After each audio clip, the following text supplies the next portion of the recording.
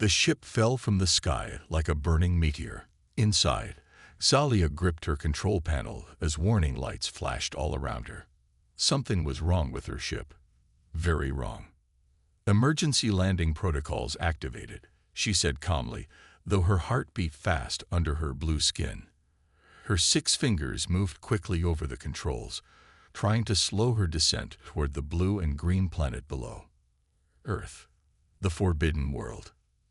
Zalia was a senior scientist from the Azurian people, sent on a secret mission to study humans up close. Her people had watched Earth for hundreds of years, always from a distance. The reports always said the same thing. Humans were dangerous, violent, and not ready to join the other space-traveling races. But now her ship was failing, and the ground was coming up fast.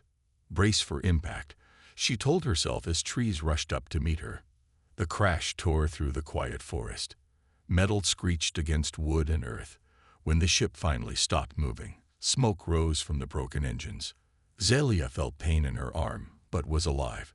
She needed to send a distress signal to her people before the humans found her. But she was too late. Within hours, the sound of vehicles and human voices surrounded her ship. Zalia grabbed her data cube, the most important part of her mission, and hid it in her suit. If humans found her research on their species, it would only make things worse. The door to her ship was cut open with a loud noise. Bright lights shined in her face. Zalia saw human shapes wearing uniforms and carrying weapons. "We have confirmation of a non-human life form," a deep voice said. "Subject appears injured but conscious." Rough hands pulled her from the wreckage. Zalia did not fight back. Her training had prepared her for capture. She would reveal nothing, endure whatever torture they used, and find a way to escape later. The humans placed her in a vehicle with no windows. They drove for many hours. No one spoke to her. Zalia prepared her mind for what was coming. Her people believed humans enjoyed causing pain to others. She would soon find out if this was true. Finally, they arrived at an underground facility. Zalia was taken through long hallways with armed guards at every turn. They placed her in a small room with white walls and a single table. Her arm had been bandaged, but no one had tried to speak with her yet. The door opened, and a human male walked in. He wore a dark uniform with small marks on the shoulders. He had short brown hair and eyes the color of Earth's sky. His face did not show anger or hate, which surprised Zalia. "Hello," he said, sitting across from her. "My name is Major Alan Carter. I've been assigned to work with you." Zalia stayed silent. This must be their first trick. Act friendly before the real pain begins. Alan placed a device on the table. "This is a basic translation tool our scientists built based on signals we've picked up from space. It might help us talk to each other." Zalia narrowed her large purple eyes. The human was not acting as she expected. "I know you can understand me," Alan said. "Your people have been studying us for a long time, just as we've been studying the stars." He pushed a cup of water toward her. "You must be thirsty. Our tests show this should be safe for your biology." Zalia did not touch it. Any drink might contain drugs to make her talk. Alan sighed. "Look, I know you're scared, but no one is going to hurt you here. I just want to talk." Zalia finally spoke. "Humans always talk before they hurt others. My people know your true nature." Alan's eyes showed surprise when she spoke English. Then he smiled slightly. "If you know our language, that's helpful. But I think your people might be wrong about our true nature. Maybe we can show each other the truth." Zalia didn't respond. She was trained to resist all forms of interrogation.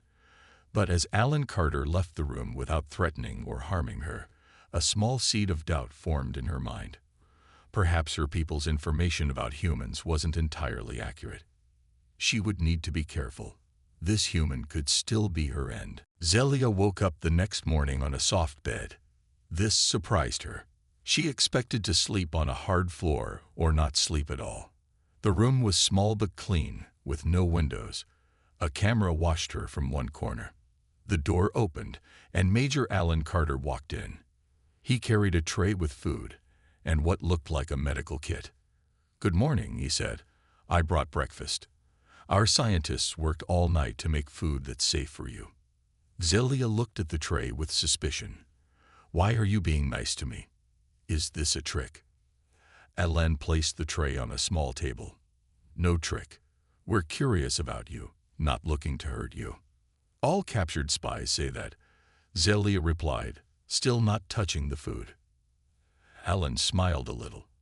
"You're right to be careful. But think about it. If we wanted to hurt you, why wait? Why give you a nice room?" Zelia had no answer for that. On her world, enemies were treated harshly from the start. "I'll eat a little of your food first if it helps," Alen offered. He took a small bite from each dish. "See? Safe." Slowly, Zelia tried the food. It tasted strange but not bad. As she ate, Alen opened the medical kit. "May I check your arm? The bandage needs changing." Zelia hesitated, then held out her injured arm. Alen was gentle as he removed the old bandage. "Your skin heals faster than ours," he noted. "That's interesting." As he worked, Alen tried to learn a few words in her language. His pronunciation was terrible, which made Zelia almost smile despite herself. "Mektere," she corrected him when he tried to say thank you in her language. "Mektere," he repeated, a bit better this time. After Alen left, Zelia thought about her situation. This human was nothing like what she had been taught. Where was the cruelty? The torture? Maybe they were planning something worse, but it didn't feel that way. Meanwhile, Alen walked into a large meeting room where General Patricia Winters waited with several scientists and military officers. "Report, Major Carter," the general ordered. She was a tall woman with gray hair and hard eyes. "The alien, Zelia, is starting to trust me a little," Alen said. "She's eating our food and let me treat her wound." "Has she revealed anything about her mission or technology?" General Winters asked sharply. "Not yet. Building trust takes time." General Winters frowned. "Time is something we don't have, Major. If there are more aliens coming, we need to know now." She pointed to a screen showing satellite images. "We've detected unusual signals from space since the crash. Her people could be planning something." "Pushing her won't work," Alen argued. "Their technology is far beyond ours. We need her to help us willingly." "You have 3 days," General Winters said coldly. "After that, we try different methods." Alan's jaw tightened. Those methods won't work, and they'll confirm everything she believes about humans being cruel. 3 days, Major. That's final. Back in Zelia's room, she was examining everything carefully. The humans had left her few personal items, but she still had her hidden data cube. Should she try to escape? No, there were too many guards. When Alen returned that evening with dinner, he looked worried. "Is something wrong?" Zelia asked, surprising herself by caring. Alen placed her food down. "My leaders are impatient. They're afraid of what your people might do." "And what do you think my people will do?" she asked. "I don't know," Alen said honestly. "That's why I need your help. Why were you studying us?" Zelia was quiet for a long moment. Everything in her training said not to trust this human, but something in his eyes made her wonder if working together might be possible. "My people fear yours," she finally said. "We have watched Earth for centuries. We believe humans are too dangerous to join the stars." Alen nodded slowly. "And what do you believe after meeting me?" Zelia looked into his eyes. "I'm not sure anymore." That night, Zelia could not sleep. Her mind kept going back to the crash. Something did not make sense. Her ship was the newest model in the Azurian fleet. All systems had been checked 3 times before her mission. How did it fail so completely? She sat up in bed and took out her hidden data cube. After checking for cameras, she activated it with a touch of her 6 fingers. A small blue light filled the room as she reviewed the ship's final readings. What she saw made her blood turn cold. The main power core had been changed. There was a small device attached to it that she had never seen before. It had caused the crash. Sabotage, she whispered to herself. But who would want her mission to fail? And why? The answer came to her slowly, like a dark cloud moving across the sky. Commander Drazar, her old teacher and now a powerful leader in the Azurian military. He had always hated humans the most. He had argued for years that Earth should be destroyed before humans developed space travel. Zelia had thought he accepted the Council's decision to study humans longer, but what if he hadn't? What if he wanted her to crash, to be captured and hurt by humans? It would give him the perfect reason to attack Earth. The next morning, when Alan brought breakfast, Zelia noticed he looked tired. "Bad news?" she asked. Alan nodded. "Our scientists detected a large ship entering our solar system. Your people." Zelia felt fear grip her heart. "When did they arrive?" "Yesterday. They're staying just beyond Mars orbit." "They're not supposed to be here," Zelia said, her voice shaking. "My mission was secret. No rescue ship was planned." Alan looked at her closely. "Then who are they?" Zelia made a decision. She pulled out her data cube and showed Alan the proof of sabotage. "My ship was meant to crash. I think Commander Drazar wants war with humans. He needs a reason to attack Earth. My capture and torture would give him that reason." Alan's eyes widened. "And if that ship is under his command, then Earth is in danger," Zelia finished. Meanwhile, in a meeting room upstairs, General Winters was shouting at her staff. "I want weapons ready. That alien ship could attack at any moment." A young officer spoke up. "But sir, they haven't made any aggressive moves yet." "Yet," the general snapped. "I won't wait for them to strike first." Back in Zelia's room, she and Alan were speaking quickly. "My people aren't all like Drazar," Zelia explained. "Most Azurians don't want war, but they don't know humans like I do now." "What do you mean?" Alan asked. "On my world, Drazar is probably saying I've been tortured, showing fake pictures of human cruelty. My people will believe him because they've never met a human." Alan paced the small room. "We need to tell my superiors about this plot." Zelia shook her head. "They won't believe me, and if they respond with military force, it will only prove Drazar right about humans being violent." "Then what can we do?" Alan asked. Zelia pointed to her data cube. "My ship's communication system might still work. If I can send a message to the Azurian Council with proof of Drazar's plot, they might stop him." "The crash site is heavily guarded," Alan said, "and General Winters would never let you go." Zelia looked into Alan's eyes. "Then we go without permission." Alan was quiet for a long moment. Helping Zelia would be seen as treason. He could be arrested or worse. But if Drazar attacked Earth, millions would die. "My career or the whole planet," Alan said with a small smile. "Not much of a choice, is it?" "You would risk everything to help me?" Zelia asked, amazed. "To save both our worlds," Alan corrected. "We'll need help, though." As they began planning their escape, neither noticed the small red light blinking on the camera in the corner. Someone was watching them very closely. Alan returned to his small office and closed the door. His hand shook slightly as he sat at his computer. What he was about to do could end his career or worse. But the alternative was unthinkable, a war between Earth and a far more advanced alien civilization. He took a deep breath and called his friend, Dr. Olivia Grant.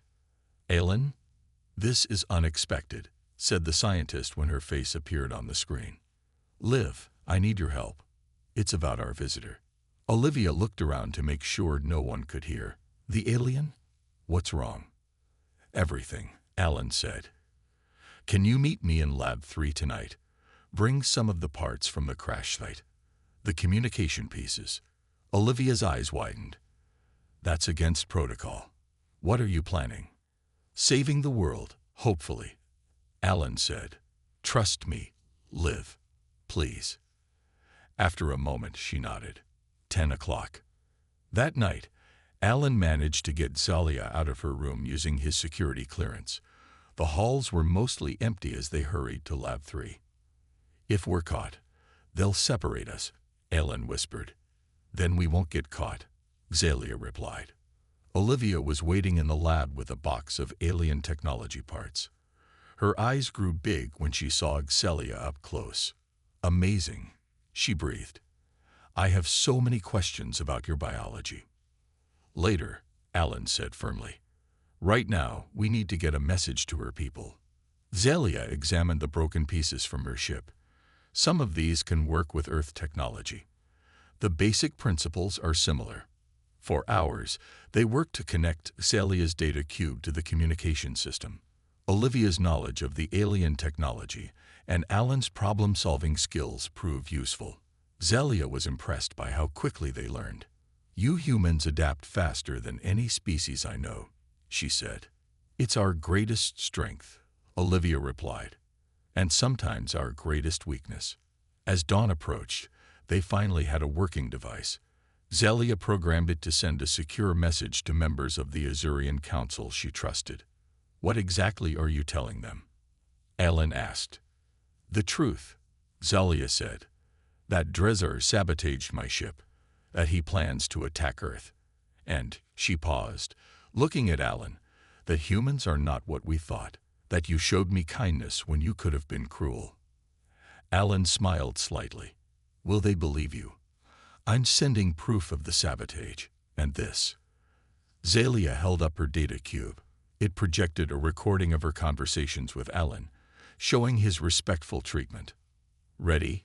Olivia asked, her finger hovering over the activation switch. Xalia nodded. "Ready." The device hummed to life. Lights flashed as the message beamed toward deep space, aimed at the Azurian homeworld. "How long until they get it?" Ellen asked. "Hours, maybe a day," Xalia answered, "if Drezar doesn't block it." Suddenly, the lab door burst open. Lieutenant Samantha Vega stood there with 4 armed guards, their weapons raised. "Major Alan Carter, you are under arrest for treason and conspiracy with a foreign entity," Vega announced coldly. "Sam, this isn't what it looks like," Alan started to say. "Save it for General Winters," Vega cut him off. "Dr. Grant, you too. The alien will be moved to maximum security." As guards separated them, Xalia caught Alan's eye one last time. The message was sent, but would it be enough? Would her people listen before Drezar could act? And what would happen to the human who had risked everything to help her? As they led her away, Xalia felt something new. A deep worry for a being from another world. This human had become important to her. Somehow, she had to save him. Alan sat in a small cell, his hands cuffed to the table. General Winters paced in front of him, her face red with anger. "You betrayed your country, Major Carter," she said. "Helped an alien spy communicate with her people. Do you know what that's called?" "Treason." "I was trying to prevent a war," Alan replied calmly. "Commander Drezar wants to attack Earth. Xalia was trying to warn her government." General Winters slammed her hand on the table. "And you believed her? An alien?" "Yes," Alan said simply. "I did." The general stared at him for a long moment. "You're a fool, Carter. The alien ship beyond Mars has moved closer. They're coming for us, just as I predicted." Alan's heart sank. Had Xalia's message failed? Or worse, had she lied to him? No, he refused to believe that. He had seen the truth in her eyes. "What about Dr. Grant?" Ellen asked. "Being questioned," the general said coldly. "And the alien is being moved to a more secure location today." After the general left, Alan tested his handcuffs. Too tight to slip out of. He needed a plan. Meanwhile, Xalia was being loaded into an armored vehicle. 4 guards with guns surrounded her. The morning sun was bright as they left the underground base. This was the first time Xalia had seen the outside since her crash. As they drove through the forest, Xalia noticed something strange. The birds had stopped singing. The forest was too quiet. Suddenly, a blue beam of light cut through the road ahead. The vehicle swerved and crashed into a tree. Zalia was thrown forward, hitting her head. Through the broken window, she saw shapes moving in the forest. They weren't human. They were Azurians. The back doors of the vehicle were ripped open. An Azurian soldier in battle armor looked in. "Scientist Zalia, we've come to rescue you," he said in their language. "Rescue?" Zalia asked, still dazed. "Who sent you?" "Commander Drezar. He received your distress signal." Zalia's blood turned cold. Drezar had twisted her message. He was using her rescue as an excuse to start his war. The human guards were being tied up. They hadn't been killed, but they were badly hurt. "What about the humans at the base?" Zalia asked. "What are your orders?" "To eliminate all resistance," the soldier replied. "Another team is attacking the base now." "Alan, Olivia, they would be killed." Zalia had to do something. "I need to get something from the base," she lied. "Important research." "Too dangerous," the soldier said. "We have orders to return you to the ship immediately." "Without my research, this mission is a failure," Zalia insisted. After some argument, they agreed to take her back. As they approached the base, Zalia could see smoke rising. The attack had begun. Inside, chaos ruled. Alarms blared as humans ran for safety. The Azurian strike team moved with deadly efficiency, using stun weapons to take down anyone in their path. Zalia managed to slip away from her rescuers. She had to find Alan before it was too late. She found him in a hallway, free from his cell due to the attack. He was helping injured humans evacuate. "Alan," she called. He turned, shock on his face. "Zalia, I thought they took you away." "Drezar sent soldiers to rescue me," she explained quickly. "It's a trick to start the war." Before Alan could reply, 3 Azurian soldiers appeared behind Zalia. They'd raised their weapons. "Step away from the human, Scientist Zalia," one ordered. "No," Zalia said, standing her ground. "This human helped me. He showed kindness when he could have been cruel." "Move now," the soldier demanded. When Zalia didn't move, the soldier fired his weapon.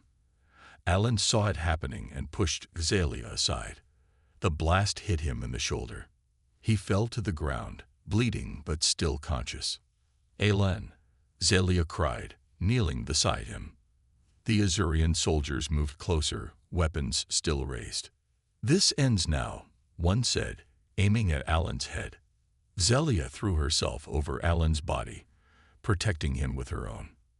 "If you want to kill him," she said firmly, "you'll have to kill me first." The Azurian soldiers froze, their weapons still pointed at Zalia and Alan. They had not expected this, a scientist from their own world willing to die for a human. "Move away, Scientist Zalia," the lead soldier repeated. "This is a direct order." "No," Zalia said firmly, her body still shielding Alan. "I won't let you kill him." The soldier looked confused. According to their briefing, humans were keeping Zalia prisoner, torturing her, yet here she was, protecting one of them. "Captain Mira," a soldier called from behind. "You should see this." The leader, Captain Mira, moved to look at a small screen one of her soldiers held up. It showed the video from Zalia's data cube, the recording of Alan treating her with kindness and respect. "Where did you get this?" Mira demanded. "It was broadcast on our emergency channel," the soldier explained, along with proof that Commander Drezar sabotaged Scientist Zalia's ship. Mira's eyes widened. She looked back at Zalia and the bleeding human. Something wasn't right about this mission. Drezar had told them the humans were monsters, that they needed to rescue Zalia and collect evidence of human cruelty. But the only cruelty she had seen was from her own team attacking the base. Alan groaned in pain. His wound was bad, but he was still conscious. "Please," Zalia begged. "He needs medical help." Mira made a decision that would change everything. "Lower your weapons," she ordered her team. The soldiers hesitated, then obeyed. "Explain," Mira said to Xelia. Quickly. As Xelia helped Alan sit up against the wall, she told Mira everything. About the sabotage, Trezar's plot for war, and how Alan had helped her try to warn the Azurian Council. Trezar lied to you, Xelia finished. He lied to all of us about humans. How do we know you're telling the truth? Mira asked. Alan, weak from blood loss but still alert, spoke up. Because she could have escaped with you. Instead, she came back to warn us. To save us. Mira studied the human. Despite his injury, there was no hatred in his eyes, no desire for revenge against the aliens who had shot him. Just then, a new voice came over the Azurian communication system. It was Trezar. Captain Mira, report. Have you eliminated the human base? Is scientist Celia secure? Mira looked at Celia, then at Alan. She made her choice.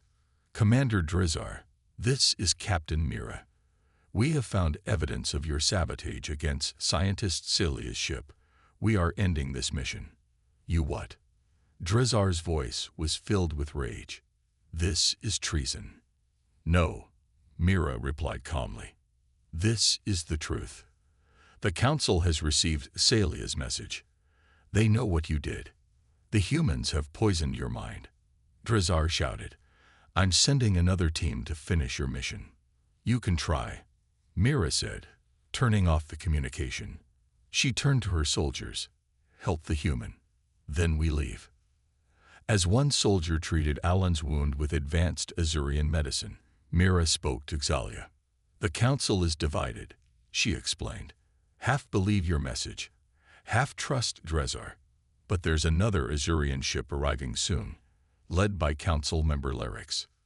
Larix was my mentor before Trezar, Celia said, hope in her voice. He will listen to reason. Alan looked up at Celia, his strength returning as the Azurian medicine worked quickly. What happens now? Now, Mira said, we show both our worlds the truth, before it's too late. As the soldiers finished treating Alan, alarms sounded again. Human forces were approaching, led by General Winters. We need to stop them, Alan said, standing up with difficulty. If they attack your team, it will just make things worse. How? Celia asked. The general won't listen to me. She thinks I'm the enemy. But she'll listen to me, Alan said with determination. And if she sees us standing together, human and Azurian, maybe she'll understand what's really at stake. Xelia took Alan's hand. Together, they walked toward the approaching human soldiers, ready to face whatever came next. 6 months later, Xelia stood on a platform outside the United Nations building in New York. She wore formal Azurian robes of deep blue with silver symbols that marked her new position, Ambassador to Earth. Next to her stood Alan Carter, now promoted to colonel. His uniform was crisp and decorated with medals, including a new one created just for him, the Interstellar Peace Medal. The day they had faced General Winters and her soldiers in that hallway had changed everything. At first, the general had ordered her troops to aim their weapons. But Alan, still weak from his wound, had stepped forward and told the truth. He explained Trezar's plot and how Xelia had risked her life to save Earth. Just as tensions reached their peak, a new ship had arrived in Earth's atmosphere. It was Council member Larix and his peace delegation. They had received Celia's message and seen the evidence against Trezar. Half the Azurian Council had immediately voted to stop any military action against Earth. Now, as Celia looked out at the crowd of humans, on the small group of Azurian visitors, she felt hope. Trezar and his supporters had been removed from power. The truth about his plot had united both worlds against war. Are you ready? Alan asked quietly. Xelia nodded. As ready as I'll ever be. She stepped forward to the microphone. Cameras flashed. This speech would be broadcast to both planets. People of Earth and Azuria, she began. 6 months ago, I came to this planet as a spy. I believed what I had been taught, that humans were dangerous, violent, and not ready to join the wider galaxy. She paused, looking at Alan. I was wrong. When my ship crashed and I was captured, I expected the worst. Instead, I met humans who showed me kindness, curiosity, and a willingness to risk everything for peace. In the front row, Olivia Grant smiled. After the truth had come out, all charges against her had been dropped. Now she led the scientific exchange program between the two worlds. One human in particular showed me what makes your species special, Zelia continued. Colonel Alan Carter could have treated me like an enemy. Instead, he saw past our differences and recognized what we share, a desire for understanding and peace. Alan looked down, embarrassed by the praise but proud of what they had accomplished. When Azurian soldiers had their weapons aimed at him, he did not hate them. When he was shot, he did not seek revenge. And when both our worlds stood on the edge of war, he stood up for truth, even when it was difficult. Zelia looked out at the crowd. Humans have something rare in the galaxy.